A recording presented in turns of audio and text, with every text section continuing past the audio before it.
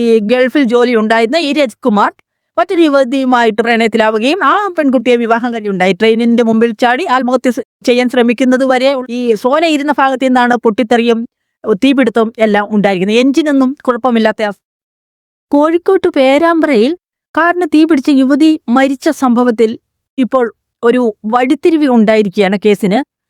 അത് ഈ സോന പെട്രോൾ പമ്പിൽ നിന്നും പെട്രോൾ വാങ്ങിച്ചുകൊണ്ട് പോകുന്നതിന്റെ ദൃശ്യങ്ങളാണ് ഇപ്പോൾ ലഭിച്ചിരിക്കുന്നത്.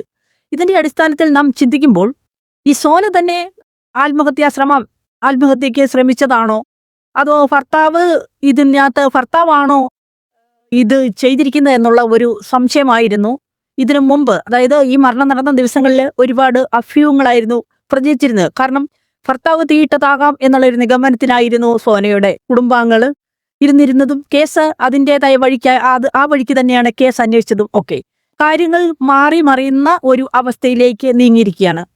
കാരണം ഈ സോനയുടെ ഇതിനു മുമ്പത്തെ ഇവരുടെ പ്രണയവും വിവാഹവും അതേ ചൊല്ലിയുള്ള തർക്കങ്ങളും അത് ഒത്തുതീർപ്പും എല്ലാം അതുപോലെ ഇവരുടെ ഒരു ജീവിതത്തിൽ ഉണ്ടായ കുറെ പ്രശ്നങ്ങൾ, അതായത് ഈ രജിത്ത് ഈ സോനയുമായിട്ട് സോഷ്യൽ മീഡിയയിൽ കൂടിയുള്ള ഒരു പ്രേമിക്കുകയായിരുന്നു. അത് അതിനുശേഷം ഈ സോനയെ വിവാഹം ചെയ്യാതെ മറ്റൊരു യുവതിയുമായിട്ട് ഈ ഗൾഫിൽ ജോലി ഉണ്ടായിരുന്ന ഈ രജ്കുമാർ മറ്റൊരു യുവതിയുമായിട്ട് പ്രണയത്തിലാവുകയും ആ പെൺകുട്ടിയെ വിവാഹം കഴിക്കാൻ തീരുമാനിക്കുകയും ചെയ്യുന്നു. ഇതറിഞ്ഞ സോന വളരെയധികം മാനസിക വിഷമം അനുഭവിക്കുകയും അതേ തുടർന്ന് ആത്മഹത്യ ചെയ്യാൻ വരെ ശ്രമിക്കുകയുണ്ടായി. ട്രെയിനിന്റെ മുമ്പിൽ ചാടി ആത്മഹത്യ ചെയ്യാൻ ശ്രമിക്കുന്നത് വരെയുള്ള കാര്യങ്ങളാണ് പുറത്തു വന്നുകൊണ്ടിരിക്കുന്നത്.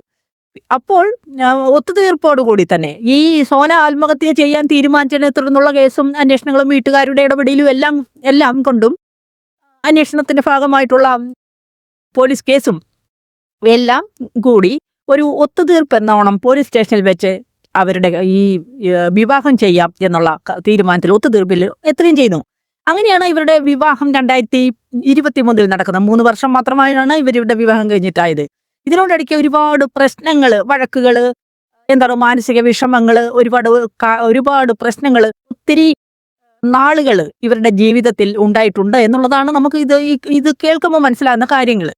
പോലീസിന്റെ നിഗമനത്തിൽ പോലീസ് അന്വേഷിച്ചുകൊണ്ടിരിക്കുകയാണ്. ഇതിന്റെ യാഥാർത്ഥ്യങ്ങൾ പുറത്തു വരുന്നതേ ഉള്ളൂ. എങ്കിൽ പോലും ഇപ്പോഴത്തെ സോനയുടെ CCTV ദൃശ്യങ്ങൾ പുറത്തു വരുന്നതിന്റെ അടിസ്ഥാനത്തിൽ നമുക്ക് ഊഹിക്കാൻ പറ്റുന്ന കാര്യങ്ങൾ ഈ സോന തന്നെ ഇത്രയും മാനസിക വിഷമം അനുഭവിക്കുന്ന, തനിക്കിനി ജീവിക്കേണ്ട എന്നുള്ള രീതിയിൽ സോന തന്നെ ആത്മഹത്യ ചെയ്യാനുള്ള സാധ്യതയാണ് ഇപ്പോഴത്തെ അവസ്ഥയിൽ നാം കാണുന്നത്. ആദ്യമൊക്കെ നിഗമനത്തിലെത്തിയത് എന്താണെന്ന് വെച്ചാൽ ഈ കാറിന്റെ ഫ്രണ്ട് വശം കത്തിയിട്ടില്ല, സോന ഇരുന്ന ഭാഗം മാത്രമാണ് കത്തിയത്. ഈ ഫോറൻസിക് വിഭാഗമെല്ലാം അന്വേഷിച്ചപ്പോൾ, ഉദ്യോഗസ്ഥന്മാരെല്ലാം അന്വേഷിച്ചപ്പോൾ കണ്ടെത്താൻ സാധിച്ചത് ഈ സോന ഇരുന്ന ഭാഗത്തു നിന്നാണ് പൊട്ടിത്തെറിയും തീപിടുത്തവും എല്ലാം ഉണ്ടായിരിക്കുന്നത്. എഞ്ചിനൊന്നും കുഴപ്പമില്ലാത്ത അവസ്ഥയിലാണ് വണ്ടി കണ്ടത്. അതുകൊണ്ട് തന്നെ ഇതിന്റെ സോനയുടെ കുടുംബാംഗങ്ങൾ ആരോപിക്കുന്ന ഭർത്താവ് മനഃപൂർവ്വം ഈ സോനയെ കൊല്ലാനായിട്ട് ഈ ഭർത്താവ് തീയിട്ടതാകാം എന്നുള്ള നിഗമനത്തിലായിരുന്നു.